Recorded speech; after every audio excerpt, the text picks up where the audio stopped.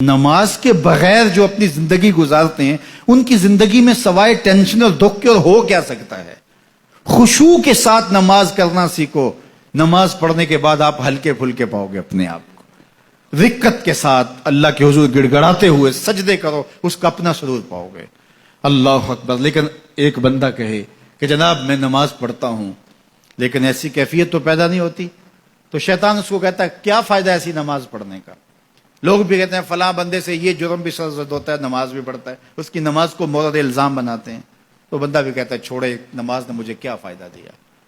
لیکن کہا نہیں, نماز نہیں چھوڑنی. پہلے فرمایا نماز میں خشوع کرتے ہیں, یہاں فرمایا نماز کی محافظت کرتے ہیں. اگر کسی وجہ سے خشوع پیدا نہیں ہوتا چھوڑتے پھر بھی نہیں ہے.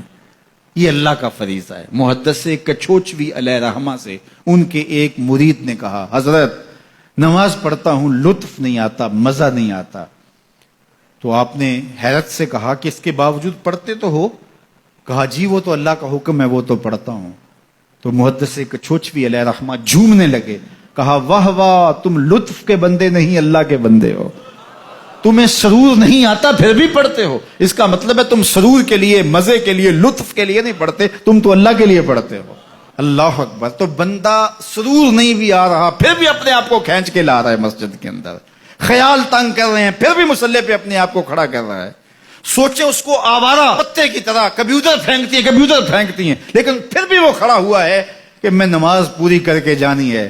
بار بار کبھی بھولتا ہے لیکن پھر دوبارہ نیت مان کے کھڑا ہو جاتا ہے, نہیں میں پوری کر کے جانی ہے. یہ کیوں کرتا ہے؟ میرے اللہ کا حکم ہے. تو خشوع کی وہ کیفیت نہ بھی ہو تو کہا محافظت پھر بھی کرتے ہیں. یہ خوش نصیب لوگ ہیں. اولئک هم الوارثون. یہ لوگ وارث ہیں. یہ لوگ جن میں یہ خوبی ہیں یہ وارث ہیں. کس چیز کے وارث ہیں؟ مال کے, دولت کے, کوٹھیوں کے, کاروں کے, محلات کے. کہا الذین یرثون الفردوس. یہ جنت الفردوس کے وارث. ہم فیہا خالدون. اس جنت سے وہ کبھی الگ بھی اس میں ہمیشہ رہیں گے. چونکہ موت کو بھی موت آ چکے گی, اب موت بھی نہیں, اب ہمیشہ رہیں گے. اللہ تعالیٰ فرمائے گا اردیتم, جنتیوں کیا راضی ہو؟ اہل جنت کیا تم راضی ہو؟ تو وہ کہیں گے ہمیں کیا ہوا کہ ہم راضی نہ ہوں, ہمیں تو وہ ملا جس کا ہمیں تصور بھی نہیں تھا. ہمیں جنت مل گئی, محلات و قصور مل گئے. جو سب سے آخر میں جنت میں جائے گا, سب سے آخر میں, جس کو ہماری پنجابی میں پھاڑا کہتے ہیں, سب سے آخر میں, اس کو جنت میں کتنی جگہ ملے گی؟ جو بندہ سب سے آخر میں آتا اس کو دھوپ میں جگہ ملتی ہے, جو اس سے تھوڑا سا پہلے آگا اس کو برآمدے میں ملی, جو اس سے پہلے آیا اس کو اندر جگہ ملی. ایسے ہی ہوتا ہے.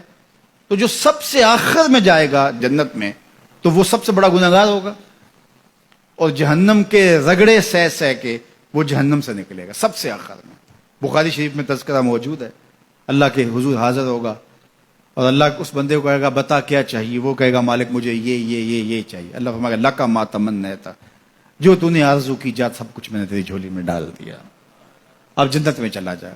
اب اس کو تو یہ ہوگا سایہ دیوار میں جگہ مل جائے تو غنیمت ہے. جنت کے کسی درخت کے نیچے جھونپڑا لگا لوں تو کافی ہے. چلو کوئی 2 مرلے کا 3 مرلے کا کٹھیا بھی مل جائے تو کافی ہے. اس کے لیے تو اتنا ہی کافی کہ جہنم سے نکل گیا. لیکن اس کو کہا جائے گا جا جنت میں چلا جا, اور تیرے لیے جنت میں دنیا سے 10 گنا جگہ ہے. دنیا سے, بخاری کی روایت, 10 گنا جگہ. یہ 7 بر اعظم پہ پھیلا ہوا جہاں, اور اس کو 10 سے ضرب دیں, اتنی جگہ اس کی ہے جو سب سے آخر میں جائے گا. جب اللہ یہ فرمائے گا تو وہ کہے گا اتسخر وانت الملک, میرے رب تو مجھے رب ہو کے مذاق کر رہا ہے, مالک ہو کے مجھ سے مذاق کر رہا ہے, بادشاہ ہو کے مجھ سے مذاق کر رہا ہے. اس کو لگے گا ہی نہیں کہ مجھ کو, میں ساری زندگی پاپ کرنے والا لیکن ایمان کا چراغاں تو اندر تھا.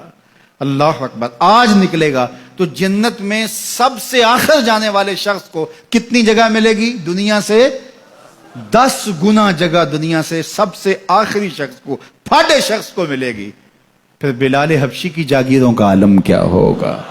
ابو بکر و عمر کی جاگیروں کا عالم کیا ہوگا؟ بابا فرید گنج شکر, داتا گنج بخش علی اجویری, شیخ احمد مجدد الف ثانی کی جاگیروں کا عالم کیا ہوگا؟